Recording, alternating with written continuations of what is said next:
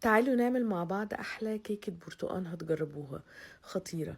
اول حاجة هنحضر هنا 3 بيضات، هحط عليهم فانيليا ومعلقة من بشرة برتقان، وكمان هضيف السكر، وكل المقادير بالظبط هكتبها لكم تحت الفيديو. وهنضربهم كويس بالمضرب، وبعد كده هضيف الزبدة مع الزيت، وهضيف كمان كوباية من عصير البرتقان الفريش، وهضرب كله مع بعضه، وهضيف معلقتين من الزبادي، وهرجع اضرب تاني كله مع بعضه. وهجيب بعد كده مكونات الجافة، كوبايتين دقيق عليهم رشة ملح ومعلقة بيكنج باودر، وهقلبهم وهضيفهم على خليط السوائل، وهنرجع نضرب كله مع بعضه في المضرب. وبعد كده محضرة هنا قالب مقاس 26 أو 28 المتوفر عندكم، وهضيف فيه خليط السوائل، وهدخلها الفرن على درجة حرارة 180 رف وسط، هتاخد من 35 ل 40 دقيقة.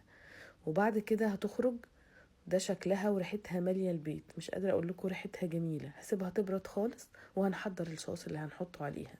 هنا معايا عصير البرتقال، هضيف عليه كوباية من السكر البودرة وكمان النشا، وهقلبه كويس. وبعد كده هحطه على النار لحد ما يتقل واوصل القوام اللي انا عايزاه.